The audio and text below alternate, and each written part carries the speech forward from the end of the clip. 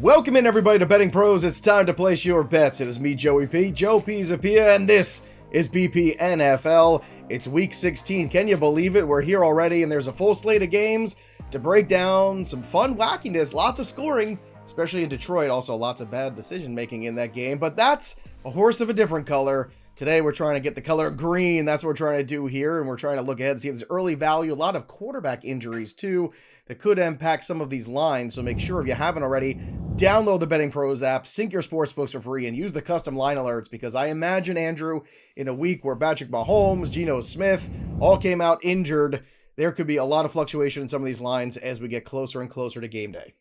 Yeah, and of course it's Mahomes. It's the classic case of end of the season. He has this weird ankle injury. We all think it's always the Mahomes ankle. It's always every the December, January. Always the Mahomes ankle. I mean, they have the best ankle staff in the entire universe in Kansas City. So they're gonna find a way. I know that he's been labeled week to week, and it's really tough because just dating back with yesterday, they had to play 3 games in 11 days, which they were already really upset about, and now you're throwing this ankle injury into the mix. And I don't know what the exact playoff implications are, but it seems like the Chiefs could probably afford to lose one of these games in the next 2, because I think they have a 2-game lead still on the Buffalo Bills. Obviously, don't have the tiebreaker. You got to watch that because of the tiebreaker. But that's the danger it's like, here. Would you rather rest in week 18 or would you rather rest right now? So you don't have to, risk losing your quarterback. So again, also it's the Houston Texans. So, they don't usually beat anybody that's good. And again, I'm so glad I jumped off the Dolphins. I was like, because I knew this was going to happen. And what happened? The undercash, because both teams are underwhelming. So, Peralta, well, you hit the over in Detroit, and Peralta was right about run away from this Miami game. We talked about that on Tuesday. Check that out every Tuesday, too. Matt Peralta, Joey P, talking ball here. But before we get to the games for week 16, quick reminder that signed Lawrence Taylor jersey, the perfect gift for somebody, maybe you. And if you want a chance to win this signed Lawrence Taylor Giants jersey, when once upon a time, the Giants were a good organization, you can get it for free, courtesy of our friends at pristineauction.com. All you need to do is head over to bettingpros.com/contest, complete the form, and either download the Betting Pros app, leave a review of the Betting Pros podcast, or subscribe to our social media channels at Betting Pros on X, on TikTok, and Betting Pros NFL on the Instagram. The more actions you complete, the more entries you receive, and we'll be announcing the winner right here on the channel. So subscribe to the YouTube channel, ring that bell till it goes ding for notifications, and you can win the prize of the LT autographed jersey. All right. Let's start. You'll go with the Denver Broncos on a roll. Denver's feeling good. Going against the Los Angeles Chargers, who Chargers got their butt kicked, and they can't run the football anymore. J.K. Dobbins got hurt, and you know what? It just ain't happening for this football team right now. So the Broncos are somehow still 3-point underdogs in this game. I don't get this. So the Chargers are favorites at home. I know it's like your standard 3, whatever. It's, this is what you get when Vegas is like, it's not quite a pick 'em, but choose your own adventure. 42.5 is the number, plus 140 on the Denver side. To me, the value is right on Denver. I'm believing in the Denver Broncos. I really am. The defense has played well. They're creating turnovers. Bo Nix continues to grow confidence with every single win. And it's the Chargers' inability to run the football that worries me here, Andrew. And I think that's what's kind of happening towards the end here. They're falling apart a little bit. They had a really good run. And then the identity of this team was running the football, and they can't seem to do that very well. And I worry about their ability to beat a good Denver Broncos team, even in their own building. Yeah, I don't know. The Broncos played really bad last week against the Colts. I mean, they should have lost that game. I mean, Jonathan Taylor but that matters, though, because that's why the line is what it is, because they should have lost. They played crappy. Bo Nix threw 3 interceptions, and they had no business winning that game because they barely could move the ball. I mean, they held the Colts offense in the second half, but then you looked at the total yards. The Broncos weren't putting up that many yards either until things kind of unraveled in the fourth quarter. I mean, Jonathan Taylor scores that touchdown. They're up 2 touchdowns, and that game is totally different. And we're looking at this game and be like, man, Broncos coming off a monster, disappointing, huge home loss, and I think you'd probably be getting more points with them on the road against the Chargers. So I don't think there's a lot more value on. If anything, it's the team. I want to bet on the team that just got blown out by the Tampa Bay Buccaneers. Playing at home, I don't think you need to necessarily run the ball effectively. I still believe in Harbaugh, still believe in Herbert. I know he's a little bit banged up, but I like the Chargers. All right, the aforementioned Kansas City Chiefs at home, plus 2.5 right now. That's the number you're getting on them because the anticipation is getting Carson Wentz. They're taking on the Houston Texans. Texans are now 9-5. The Kansas City Chiefs go to 13-1. 40.5 is the number, plus 110 on the Kansas City Chiefs money line. So you said the Texans aren't very good. How good are the Chiefs right now? I mean, do you feel confident making a bet on this game when you don't know who the quarterback's going to be? I guess for me, it's. If anything, maybe I want the 2.5 with the Chiefs, to tell you the truth, in case Mahomes plays. Then it's a huge value. That's the biggest risk and roll the dice of the week, is this game right now today. Yeah, I would say that. Yeah, if you have to make a decision now, I think it's probably just best to roll the dice with the Kansas City Chiefs. Again, going back to the ankle doctors that they have in Kansas City, somehow always find a way to get Mahomes to play, and then you get the Chiefs as underdogs. It's like, that's not the worst of that. I mean, obviously part of the reason they're so good as underdogs is because of Mahomes. So having Carson Wentz, I'm also looking at the offensive line of the Texans too, and some of the problems that they have. I think that's another thing to talk about. So, look, I think at the end of the day, I still want to be on the Kansas City side. If you think that Carson Wentz is going to play, then, maybe you don't bet this game at all. Do you just gotta wait. Do you think that this line is more middling than anything else, though? Like, is it going to close at 3 if Carson Wentz is announced as a starter? Like, do you think that would be the line? Probably not. So that's why, like, it's wrong in one direction, right? So you're either gonna get destroyed by value, or you're gonna get a lot of great value. Well, that's why I said, look, it's a giant gamble, it's a giant roll of the dice, but that's what we're talking about. Is you think Mahomes is gonna find a way to figure it out and play, then the 2.5 is a strong value right now in this game. Yeah. That's it, and let you figure it out. Pittsburgh coming off a loss here. They're 10-4 going against the Baltimore Ravens, who are 9-5. The Ravens, finally, after a little, struggle bus in that first quarter, they put it on him. Lamar Jackson slinging the ball all over the place. The Giants were awful in that game. They covered the huge 16.5. Cha-ching. Yeah, I didn't know. I didn't know Tommy DeVito was going to get hurt in the game. Didn't matter. Come on. Oh, yeah, Tommy B. You said yourself it was close in the first half. It was. And then they went down. It was close also because Lamar had a fumble. It was close in the half because the Ravens came out a little flat. Would have needed at least 21 points to lay anything with Tim Boyle as the quarterback. Well, here's the situation. So Pittsburgh always plays Lamar tougher than anybody. Yep. 6.5 is the number, 46.5 is the total, and then plus 225 for the Pittsburgh Steelers. Now, the Steelers don't have George Pickens this time around this game. Most likely. I don't think he's going to be back for this one with the way this hamstring injury has been laid out to us. It would be a surprise at the very least. So my instinct is Pittsburgh to cover and keep this close. I think 6.5 is a little much. That's my instincts right now. Despite that, I don't like Pittsburgh to win outright. I think Baltimore gets their revenge here, and I think Baltimore sees a path now where they win this game, win outright. They're right back at potentially the top of this division, because I think going down the stretch, in my opinion, the Steelers have the tougher road. Your thoughts on this game? I mean, if you usually just bet the underdog in these Tomlin Harbaugh matchups, like, that's the team that always covers, right? I know that it becomes a little bit tougher to look at an upset, especially with, I believe TJ Watt is also dealing with an injury too. Didn't he get hurt at the end? He had a sprained ankle too. It was a lower grade one though, so they're optimistic that he'll be able to play through it. But that would also impact this line quite a bit, and that might give me pause at some point where, how many pieces can you lose if you're the Steelers and be competitive against this Ravens team that is at home, and I think that loss stung for them quite a bit.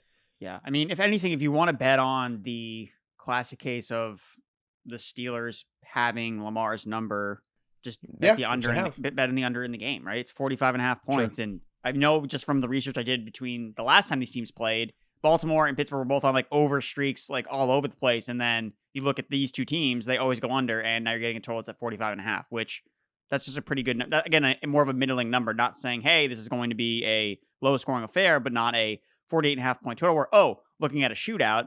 I mean, if you're going to blindly bet Steelers Ravens, usually just bet on the under, and that usually cashes more often than not. It's a good point. I like that point. All right, Cleveland and Cincinnati, the Battle of Ohio. The Cincinnati Bengals go to 6-8. The Cleveland Browns are 3-11. Cincinnati Bengals are 7-point favorites in this one at home. This feels about right to me. Winston's health in question for this one. 49.5 is the total, plus 275 on the money line for Cleveland, which I am not interested in. Thank you very much. So it's a question of, how do you feel about the 7, or are you looking at the total potentially being underwhelming if Winston isn't a no-go? Is it too early to bet this one, or the right time based upon the opportunity the lines present? I don't see a lot of value on it. It kind of matches up with my projections, and there's so many question marks about, so what is Cleveland doing? Are they going to just ride with DTR because I want to see what they have in him? Are they going to go back to Jameis? Because Jameis, you need Jameis for this game to go over 49.5 points or whatever the total is, I think, unless you expect the Cincinnati Bengals, could they score 40 points? Possibly, potentially. But the other thing holding back is Joe Burrow. Just his stats against the AFC North are so much worse than every other team that he faces. Like, he just doesn't play as well against teams that are more familiar with him. And it's not like the Cincinnati Bengals. I mean, they beat the Titans, but if you just look at the way that Joe Burrow was being frustrated on the sideline, you think that they lost that game, right? Just an absolutely ugly game up and down the board. Yeah, I'm probably just going to shy away from this game. All right, let's go to the New York Football Giants, who are now 2-12, taking on the Falcons. The Falcons will play tonight. We'll see what they do and if they can get Kirk Cousins right. But right now, this number is still 9.5 for the Falcons at home. It's a huge number for the Falcons. I mean, I know the Giants are awful, but I don't feel comfortable with the Falcons at almost double digits. I just don't. 42.5 is the number, plus 400 right now on the New York Giants side. I don't know if I feel comfortable about the Giants upset either, but 9.5 feels like that's pushing the limit a little too much for me. I don't care if it's Drew Lock or Tommy DeVito, whoever it is, probably going to be Lock. But Andrew, where do you stand with this one? Just too many points? You want to take the Giants side? I mean, I think that's probably the only value you can take right now, especially if the Falcons somehow implode against the Las Vegas Raiders. I mean, I think that the Falcons are going to roll. I mean, they should roll against the Raiders if they're going to be starting Desmond Ridder, and I think that you might even see more money come if they roll on Atlanta. Here's the question. If they roll, then this number is probably going to go up. Exactly. If so let's wait on that. If that's your instinct right now that they're going to roll, then you wait until Tuesday to bet this number. Yeah. All right, let's get to Buffalo at home. 14-point favorites, 2 touchdowns against our New England Patriots. So there you have it. 44.5 is the total for this game, plus 600 for the Patriots side. You know, watching yesterday, it was Drake May's a quarterback that they're going to be able to build on. It's just not happening this season. Like, Drake May made some nice plays, did some things you want to see a young quarterback do.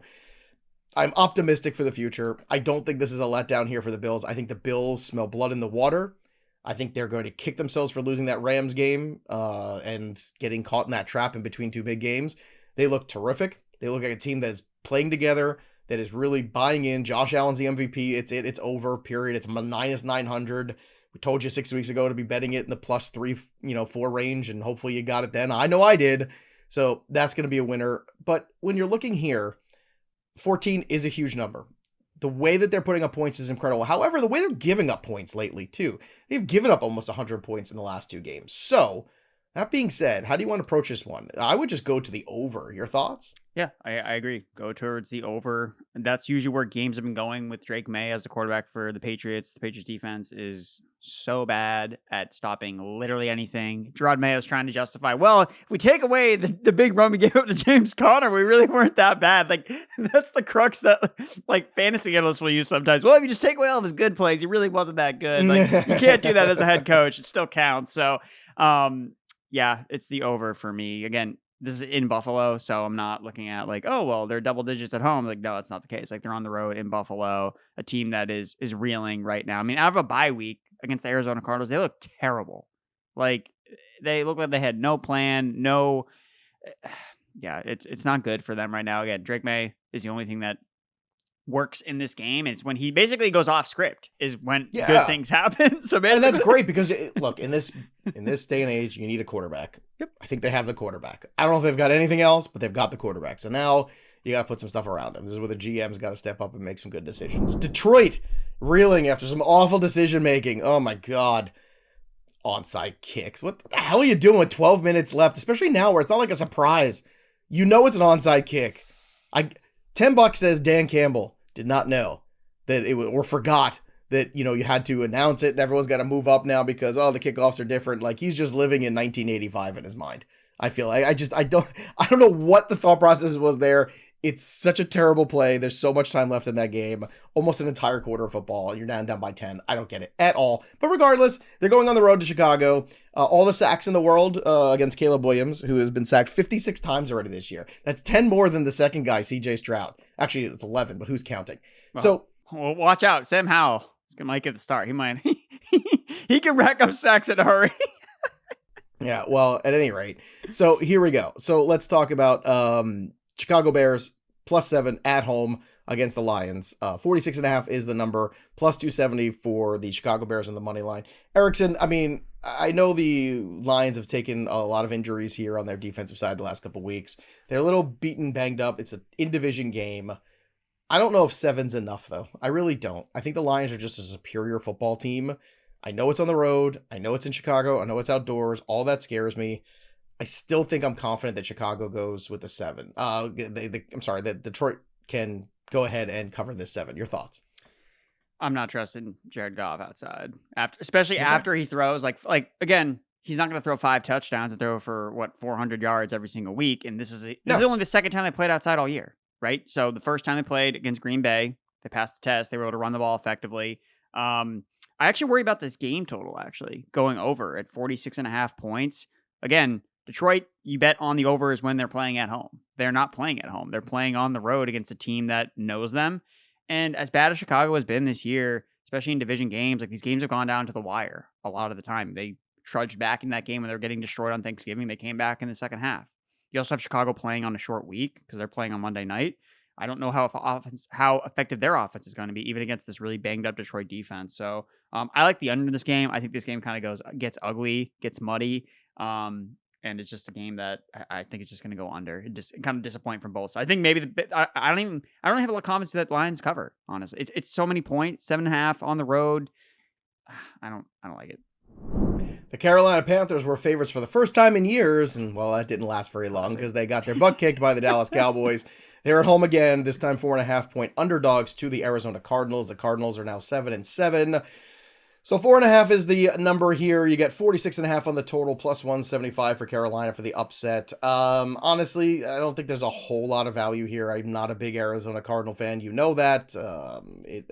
Carolina has been plucky. Last week was not a good week for them. 46.5 is the total, if anything. Maybe I'm looking at the total a little bit. Maybe I'm shying the over just a tad. But honestly, this game has very little appeal to me at this stage. So I don't know how much appeal it's going to have to me on Sunday. Yeah, I like the over in this game. Okay. I'm not, again, the Panthers, of course, once everybody's in on them, of course, they lay the egg at home against Dallas because that's just how it works. And Arizona's not playing the Seahawks. So that usually means that they'll probably play pretty good and cover the 4 points. But I think that the fact that Carolina, for the most part, has played teams closer. Arizona's just very inconsistent. You don't ever understand or can easily project what they're going to do on a day-to-day basis. Like, you don't really know. So I just like the game total over. I mean, most Panthers games have been going over the total because their defense, Bryce Young has no effect on the defense, right? Their defense gave up, how many points to Dallas? Like over 30 points. So, yeah, I like the over in this game.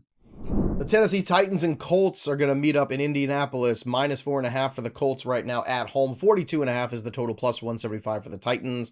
Again, this one kind of feels right to me. I don't see a whole lot of value on this one. As you said, the Colts had opportunities this week and let it slap through their fingers. So do you think they rebound this week and get to playing a little bit better football against the Tennessee Titans? I do. Yeah. I mean, the Anthony Richardson experience is always going to be, it's going to be up and down, right? You're going to look up and be like, wow, he's 4 for 14. How did that happen? But he scored a rushing touchdown. So I think that this is a good opportunity to buy on the Colts after, they should have won that game against the Denver Broncos. Like, they were outplaying the Denver Broncos. They were creating turnovers for Bo Nix, and whether the Titans start Will Levis. The Titans are, hey, we need to find our new quarterback. If they roll Mason Rudolph out there, we've already seen this play out this year. And maybe Mason Rudolph adds a little bit more stability to the offense, but it doesn't give them more upside. And the Colts tend to play better when they're favorites. They're playing at home. The Titans are one of the worst teams to ever bet on the road. So I like the Colts here. Next one, the Rams and Jets. The Jets won a football game. Hooray! Way to get into the middle of the first round of the draft, guys. Good job. Good job. Way to remake the organization. The Rams are 3-point favorites on the road in New York, so it's going to be a little colder than they're used to. 47.5 is the total, plus 135 for the Jets to win this game outright. Am I crazy to think the Rams just steamroll the Jets here? No, because this is classic Rams, right? Where they're like they've been up and down on offense. So it's like 4 weeks ago there was the Saints game. They did absolutely nothing. The next week they come out, they go like 80 points in the game against Buffalo. Obviously Thursday night, the rain, it was absolutely terrible for all offense. And now they come back, play the Jets, whose defense has not looked great. Last couple of games, their offense played quarterback, better. Something to play for. The Rams have all three of those things. Yeah, they can win the division. The Jets don't have any of them. Yeah. That's how my take is here. So I would just jump on the Rams right now and that -3. I don't think it's going to change much. Do you as the week goes on? I don't know who's betting on the Jets. Not me.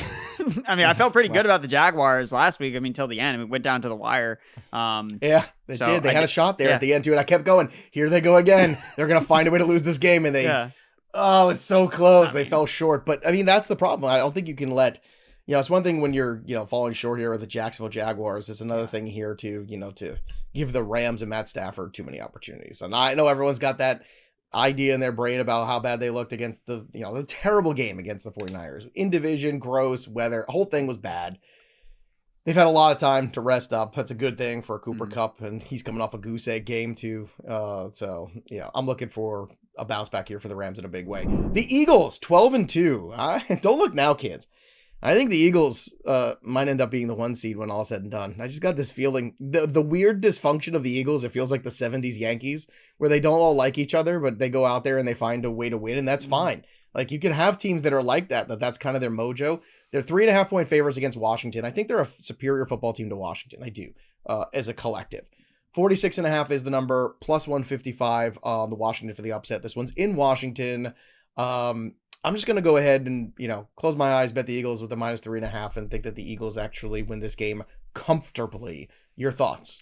Yeah, I think I think the Eagles should be favored by more than a field goal. I agree. I think it should be closer to 4.5. I get, division game, a little bit tougher. Washington's playing at home. Their defense has played better at home. And the score at the end of the Saints game was a little fluky because there was that, officiating error essentially that happened that kind of gave the Saints a chance to win at the end. I was dying laughing that after they scored a touchdown, Spencer Rattler's on like we're going for 2. Like, it is like, I don't even know if the coach told him, like, it doesn't matter. We're going for 2 no matter what. So I thought that was funny to see that from Spencer Rattler. But I just think that the Commanders are the classic case of a team. Like, yes, they've beaten up on the bad teams this year, but they scream like hey, we get in the playoffs and then we just get destroyed. 2025 is really their year where, hey, do they take that next step? And again, going up against the Philadelphia Eagles, we saw this matchup play. These teams played each other already this season, right? I believe. Yes, they did already. But look, regardless, it's who the Eagles are now. And I think the Eagles right now defensively are just a very different team. Defense, and and if AJ Brown's happy now, we can all go about our lives. And look, it's important. It's important to get your stars the football. I like the Jalen Hurts quote after, you can't expect the grass to grow if you don't water it, or something to that effect. Well, there you go. AJ Brown got a little bit of the watering can, so now we can grow. Minnesota is 11-2. We'll see what they do on Monday night. They take on the Seattle Seahawks, who, disappointing. Seattle, you had it right there. You lost to the Packers, so now the Packers are streaking. But the Minnesota Vikings, 2.5-point favorites on the road against Seattle. 45 is the total, minus 150 on the money line for Minnesota, plus 125 for Seattle. So the Geno Smith injury right now, that is the big question. How long is it going to be? Is he going to be able to play? That question's going to loom. So there might be some early value. I kind of feel like either way, even if they had Geno healthy, I'd beat on the Vikings. I know the juice is heavy at minus 150, but I'd rather go heavy and bet more, multiple units on the Vikings this week, just winning that football game before it goes into like the minus 200 or something like that, or 300 if he's out. Yeah, I think that the Vikings are probably the play, because even if Geno plays, how mobile is he going to be, right? In fact, guess what? This number has moved already to minus 210. I'm looking at the refresh from when we started early this morning and put the show together till now. Some of the markets have changed. You're getting minus 210 now. So already that's happened. So, good. My instincts were right. I was just too late on it. Oh, good. Hey, at least you're thinking the right way. At least I'm thinking the right way. Yeah, because I think that it's problematic, because you're either going to get a hampered Geno where he's got an ankle injury, he's not as mobile in the pocket, because Geno uses his legs. Like, we've seen him scramble around a little bit. That's if he doesn't have that, that's going to hurt him against a Brian Flores heavy blitz defense. And if it's Sam Howell, well, the good dude is going to take like 10 sacks in that game, because Sam Howell just holds on to the ball for so long every single time he takes a snap, and that's going to kill drives. If anything, again, without the quarterback or with the question marks about the quarterback, looking towards the under in the game, because the reason Seattle had been playing so well and why you were right about it's because their defense had been playing so well, and their defense did not play great against the Green Bay Packers. So can they step up? Hey, knowing that their quarterback's down, the defense really needs to play well against the Vikings team playing on a short week. Again, they're playing back at home. So maybe looking at the under, which I believe is around, the total's at 42.5 points. You get a dome team outdoors in December. I don't necessarily hate that play if you've kind of I don't love the value anymore on the spread, because, like you said, we kind of missed the boat potentially with looking at the Vikings just winning the game. All right, let's go to the Jaguars and the Jaguars and Las Vegas Raiders. This one's practically a pick 'em. You got Jacksonville +1, Las Vegas -1, 39.5 is the number, -105. Look, if I'm gonna throw a dart on this one, I'm gonna throw to the Jaguars, which I know sounds crazy, Andrew, but that's where I'm gonna be at. So that would just be straight up money line at -105. That's the best you're gonna get here. But you could also look for some more points, or if you really feel good about the Jaguars, maybe tease this one up a couple points. But I don't know. That's just kind of where I'm at with the Jags and the Raiders, two teams that are kind of going in the wrong direction each. I like the Jaguars. I'm not sure why the Raiders are favorite. I mean, they're playing at home, I guess. I mean, look, the Jaguars had a chance to beat the Jets. That game went down to the wire. They beat I believe it was Houston Texans, right? The week before that. So the Titans. The Titans, right? Excuse me. Yeah, the Titans. In a lower scoring game. So they've been plucky. Again, are they playing for Doug Peterson? I guess, kind of. I don't really know what they're doing, but maybe Mac Jones is feeling himself every time he rushes for a first down. Look, I think if you're Mac Jones, you look at what Sam Darnold's done. You look at someone like, hey, man, the quarterback class is not great. Yeah. Mac Jones could absolutely get an opportunity to compete somewhere next year if he plays well down the stretch. I don't know if he's quite done that yet, but Mac Jones, he's got a couple games. Hey, man, you got a couple games left. You played okay against the Jets. Dude. You won against the Titans. You have a winnable game here for the Las Vegas Raiders. Mac Jones has something to prove there, for sure. San Francisco 49ers.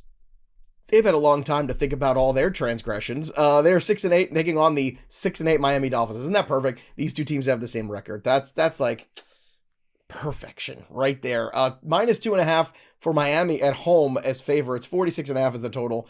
+105 for San Francisco. I'm just going to throw the stat at you again. Brock Purdy on the road has the best passer rating in the league. I'm just going to go and, again, blindly bet the San Francisco 49ers. I know the 49ers have a lot of issues. There's no doubt about it, but I'll take the 49ers at plus money, +105 on the money line, period, end of story. Your thoughts? What's the 49ers record? What is it? 6-8. 6-8. So it's a losing record, right? So Miami's going to win. Because that's what happened. They're playing at home against a team with a losing record, right. And that's why they're going to win. Because when you're looking at the fraudulent teams, the 49ers are right up there with the Miami Dolphins, except they're on the road and they have a losing record. So Mike McDaniel has a chance. I just spite bet you the 49ers on BettingPros. I just logged that bet. Why do you continue to go back to the 49ers, Joe? Like, I don't understand. Like you're like the softest fade on them all year. Well, I was, but I feel like, but now that it's part over. of the reason I faded them all, I'll tell you, part of the reason why I faded them all year was because they were fraudulent and they were getting way too much love, way too many points, all that stuff. Now it's become the other sense where I think it's overcompensation, where I think it's becoming a value. Look, man, I think they're going to beat the Dolphins. The Dolphins are, you're right, they have the same record. Neither are a great team, but I think the 49ers are a better team than the Dolphins. I mean, you were on the Bears against 49ers, correct? Right? I was. It was a dead coach bounce. I get that, but really it's like... By the way, screw the Packers. You really looped me in there with the whole the Packers coming off the Honolulu flu. They all got their shots. They took their vitamin C. They had extra rest. That does play. So did the Bears. They were on Thanksgiving. That did nothing. Nothing. Well, it's the Bears also. So they're again, it's fair enough. They're one of the teams that lost to the Patriots. That's what you always have to consider. All right, let's roll through these last couple here. Tampa and Dallas. Tampa Bay. Man, Baker Mayfield. Can we get some MVP love for Baker Mayfield, please? Oh, God. 8-6 are the Tampa Bay Buccaneers. They rolled the Chargers. The Dallas Cowboys came off a win. They're 6-8. Tampa on the road, 4.5-point favorites, which always makes me uneasy. Baker is a favorite. Don't love it. 48.5 is the number. +180 on the Dallas side. So, question is, can Tampa take care of this 4.5 and take care of the Cowboys? I think so. Yeah, I know that we love Baker but I think that just in his mind, he's like, we're always underdogs. and the fact they're on the road, I think against the world, I think that they're on the road does make it feel like it's not as comfy as a spot, especially with Dallas coming off a huge win, right? So Dallas is feeling good, like Cooper Rush playing well, he's cooking. They come off a big win on the road, and Tampa Bay, like, hey man, like, they have to keep winning games if they want to, try to win this division, make the playoffs. And look, Tampa Bay has shown, hey, we can throw punches with anybody. Like, they've beaten Detroit. Like, they know that, hey, we got Baker, we got Mike Evans, who is somehow going to get on pace to have 1,000 receiving yards, even though he missed so many games this year. He needs to average like 85 receiving yards the rest of the way. I hope Evans gets another 1,000 yards. We just absolutely love to see that. So, yeah, give me Tampa Bay here.